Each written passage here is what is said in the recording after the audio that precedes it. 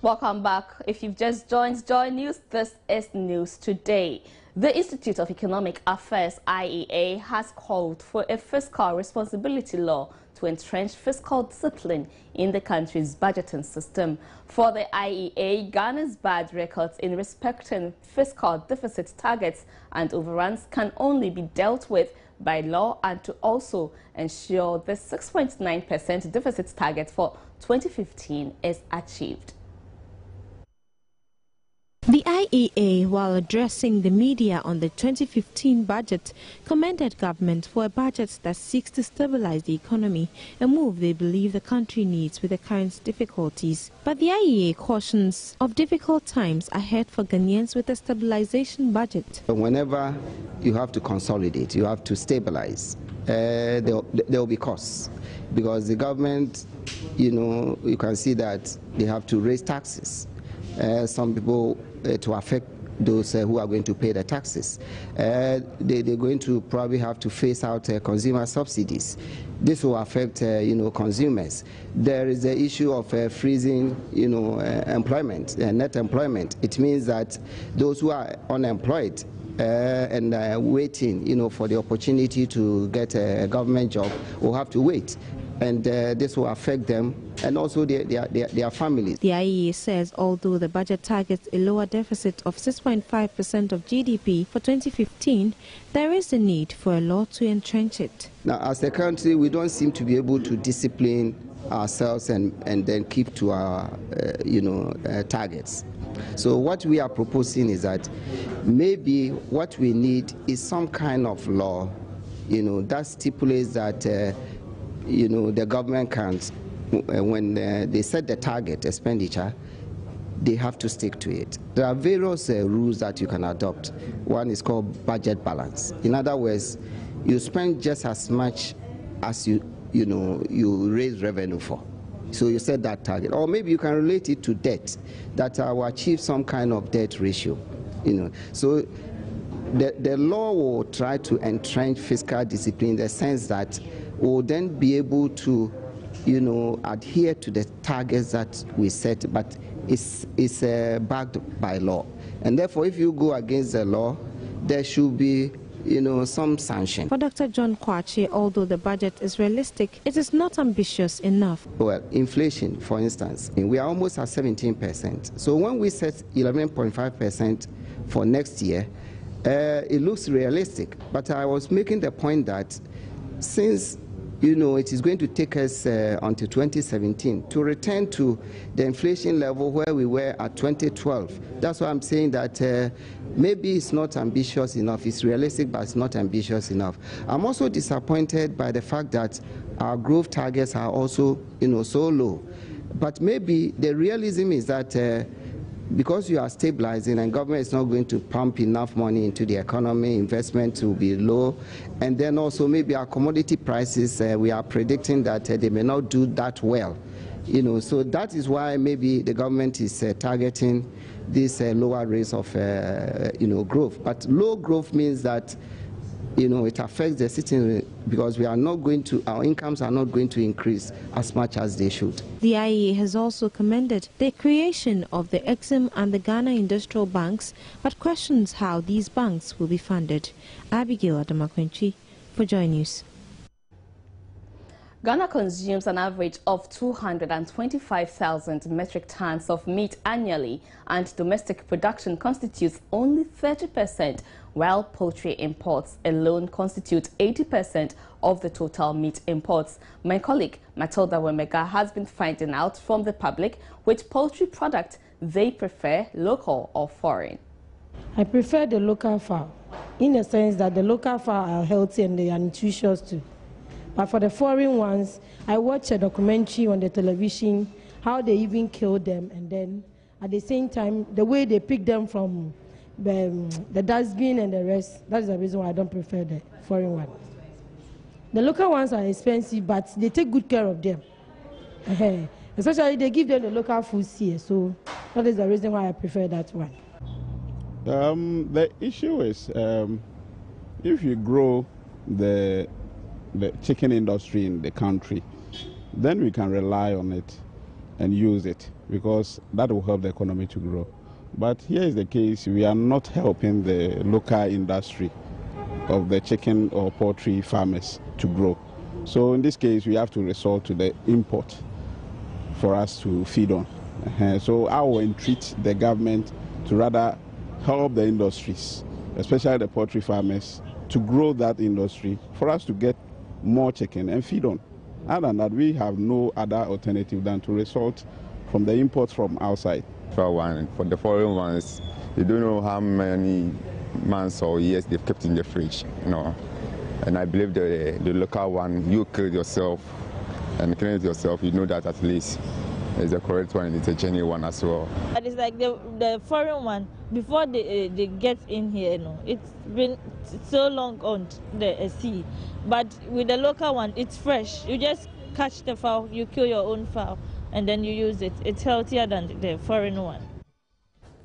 Good afternoon, I am Baba Tambo. Thanks for making time to join me on Sports on News today. Now, CAF's appeal board has upheld a decision taken by the organizing committee of the Under-17 African Championship last month, banning Ghana from playing in the tournament for 2 years. Now, the CAF appeal board confirmed the elimination of the Ghana Under-17 team from the Under-17 Championship, African Championship, and confirmed the qualification of Cameroon to the final phase of the competition. According to the Ghana FA, it may appeal CAF's decision at the Court of Arbitration for Sport, CAS, within 10 days. The GFA Executive Committee will meet later today to deliberate on the next line of action. A statement on the official site of the Ghana Football Association said earlier. Now, joining me on phone is football historian James Oyedeji. He will be dissecting this particular issue with me. And very soon I'll be joined by my colleague Benedict Osudankwa. We will be previewing the Executive Committee's intended meeting scheduled for the headquarters of the Ghana Football Association later today. Now we'll move on to other issues. And okay, I'm told James Oyedeji is on the phone now. Hello, Uncle James. Good afternoon. Hello. Uncle James, good afternoon. Yes, I can't hear you. I can't hear your voice at all. Can you hear me now? Is it better now? I think you can lift up your voice a bit, please. Hello, Mr. Oyedeji. Can you hear me now? I can hear you now, sister. Okay. Now, this is a decision that is coming from CAF. Ghana, for the next 2 years, will not be taking part in the African Youth Championship, starting with Niger 2015. First of all, what are your thoughts? Okay, thank you. I've spoken to all the people concerned. I've spoken to Ridwan Asati of Joy. I've spoken to Pama, a member. I've spoken to my contact in CAF. Ghana has been eliminated. Please use the words correctly. Eliminated from the Under-17 competition. But Ghana has not been banned from the Under-17 competition. Exactly. Ghana has been eliminated. Please, I want you to use that word because that is what they want me to emphasize. So what is happening is that we don't have to go and do this overage competition registration of our players. We don't have to. Irrespective of the MRI scan, we don't have to. What you have to do is to go to the grassroots and pick the right age boys. Are you getting me? Yes, sure. Yes. So whether we like it or not, no matter the degree of our patriotism, we should not argue. We are guilty. So we should accept our guilt. And then we should use the right ages of the boys who are playing now on the 7th. Thank you, sister. Okay, Uncle James, now, does this go to say that in future, I mean, is this going to affect Ghana in any way, considering the fact that... No, only for this competition. This competition we cannot participate. But it gives us a lesson, what you call a signal, that we should be very patriotic, we should be very honest in our participation. This particular boy that they singled out has been stingled by CAF for 2 seasons.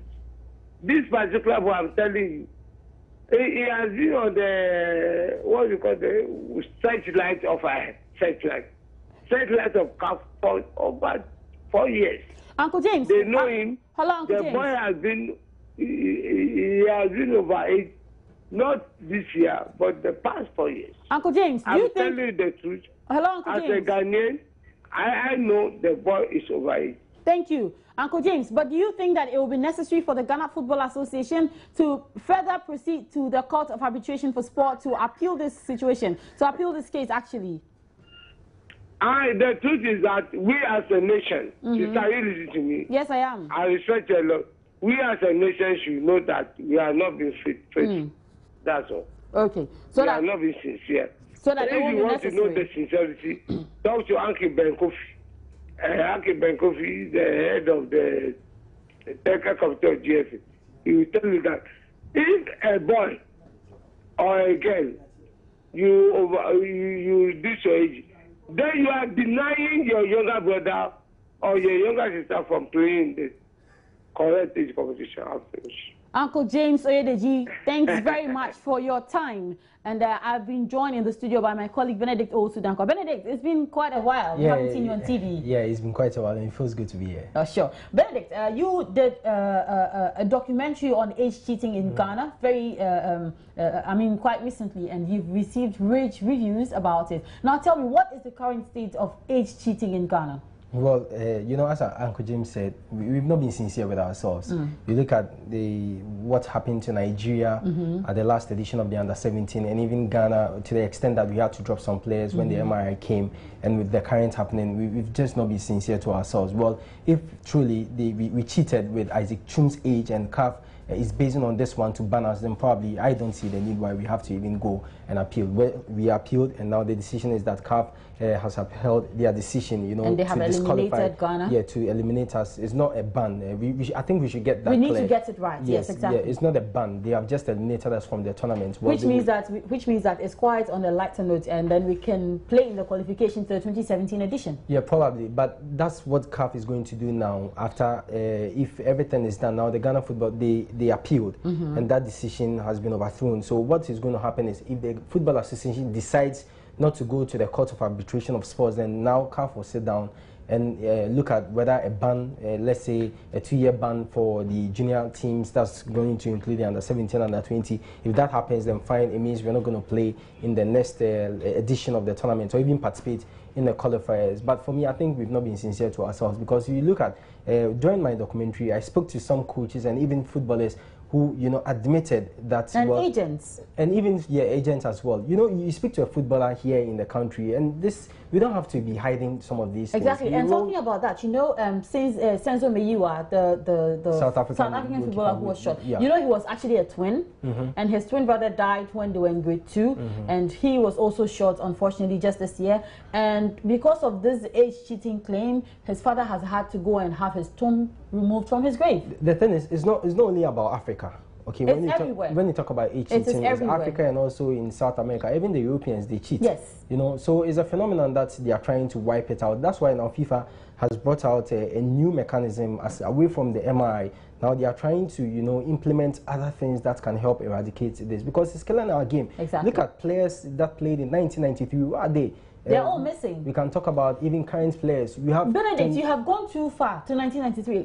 What is happening to the players who won the World Cup for Ghana at the under-20 level in Egypt? Where are they? Okay, so these are some of the issues that is affecting us, and we really have to take a look at it. This will be a wake-up call for us. Definitely. And I hope the FA this time will take this issue up and, ensure that you put a proper measures in place. Definitely, because you go and you tell the white man that you are 17 years old instead of saying that you're 25, 26 years old. When you get injured, he'll give you medication meant for a 17-year-old, and they will not work and even in the and that's when they become injury prone and chronic injuries all the time. There was this player I spoke to who, was 13 years, but actually was 21 years, but was given the age of a 13-year-old. 8 years difference. Exactly. Wow. And when he got injured, now they had to treat him like a 13-year-old. Exactly. Meanwhile, he's 21 years. Exactly. You know, so this definitely affects your career. Yeah, so it's something they get to 25 and they retire. It's they something get to we must 20, just put a stop to it. 30 years and they are retiring. How old was Ryan Giggs before he retired from Manchester United?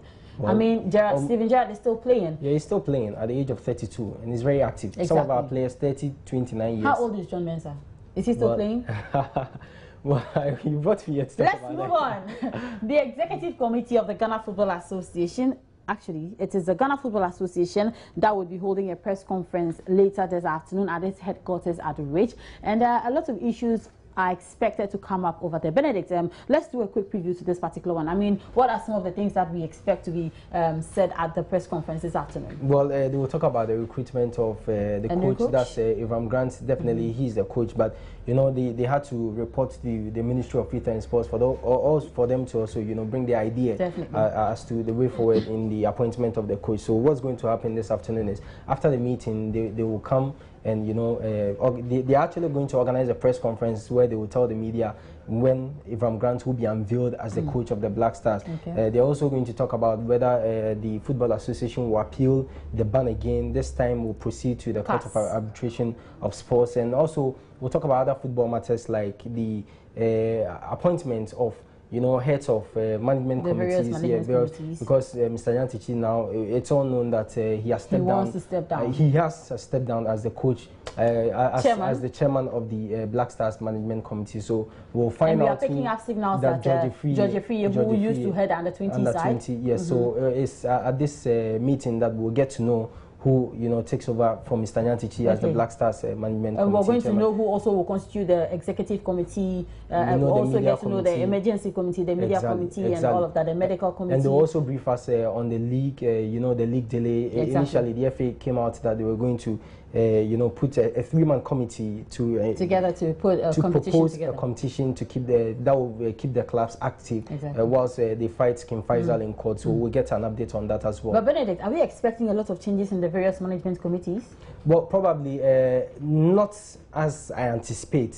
Rather, I'm looking at the Black Stars because that's where a lot of issues, you know, had come up over since we came from the World Cup with Mr. Nyantichi. People saying that, well, he's the FA president, so why is he in charge of the Black Stars Management Committee? So that's exactly what I think will happen. But the under-20, I don't expect to see much changes. But if George Free probably is, you know, handed the reins as the Black Stars Management Committee, then they would have to appoint someone else for the under-20. So quickly before we go, Benedict, one more issue, and Ghana has gone down 2 places to 37th in the FIFA Coca-Cola World Cup World Rankings in November after finishing 35th in the previous month. That was for October. Now the Black Stars, who have qualified for the 2015 African Nations Cup, have a point build-up of 714, which is an improvement as compared to the previous tally of 685 points. Benedict, was this expected, a drop in the rankings? I'm not surprised.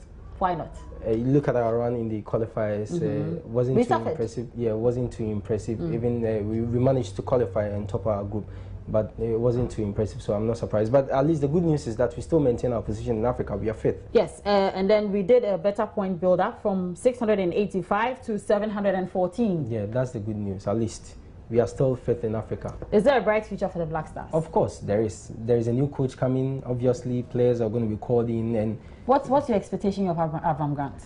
Well, I expect nothing more than, you know, winning the AFCON 2015. Not winning the AFCON. Well, I wouldn't task Avram Grant to win the AFCON 2015, judging by the time he's taken over the team. He will have less than a few weeks to, you know, prepare the team. So I wouldn't, you know, give him that task. And but I expect him to do let's do this quick explanation that he would work with them for not more than 3 weeks, because the players would not be on break this December. They would come in January. Exactly so. So it will be very difficult for him. So if I were the FA president or the guys at the FA, I wouldn't task Avram Grant to win the tournament, but I would expect him to do better. Benedict Owusu-Dankwa is my colleague here at Joy Sports. My name is Baba Tando, and together we say it's a wrap on sports. The news continues with Gladys Oseo Radio right after this break. Good afternoon. There were yet more heated exchanges on the floor of Parliament on Wednesday when debate on the 2015 budget shifted to the country's energy situation. Aisha Ibrahim, Joy News' correspondent in Parliament, joins me for more update proceedings in Parliament today. Hello, Aisha. Too bad. Aisha's line dropped. So would talk to. Hello, Aisha. Are you back online? Yes, Gladys. All right, nice to have you online. Aisha, I understand Energy Minister Kofi Bua was in the house actually, assuring energy crisis will be over by first quarter of 2015. What was the reaction from MPs? Well, it wasn't the energy minister; it was his deputy, John Jinapo, who came to the house to answer questions pertaining to his ministry. One good thing that he said is that by the first quarter of next year, we should be expecting the current power outages, or what people term as doomso, to end. It was actually a question that was asked him by the MP for Talensi, Robert Musori, who wanted to know what is accounting for the current doomso. And he explained that it's as a result of power outages, it's as a result of non-functioning of the thermal plants, and also gas supply that is not flowing from the West African gas pipeline. But the minister assured us that government is on course to eliminate the deficit of the power sector. He said that gas has started flowing, and that government is still talking with the Nigerian government for more gas. And so he says that all things being equal, by the first quarter of next year, we shouldn't be experiencing the power outages. He's also saying that the independent power producers are also coming online. And so it's something that they are going to be achieving. And then reactions from MP, you asked, Gladys. The MPs were kind of, there was some hope restored in the MPs, actually. But as to whether the country is financially fit to take on board all the measures that the minister has enumerated that the country will do or will put in place to ensure that the power outages are gone, is something they're wondering if we can do. And then there was also some MPs from the minority who were a bit skeptical about the fact that the government has always promised us with this power issue that it will end anytime soon, and they haven't seen that. So they were a bit skeptical about what the minister was saying, whether we'll be able to achieve it or not. Okay. And so that was their reactions from the MPs. All right. Thank you so much, Aisha. We'll get back to you again later on in our subsequent bulletins for more details on the issues happening on the floor of Parliament.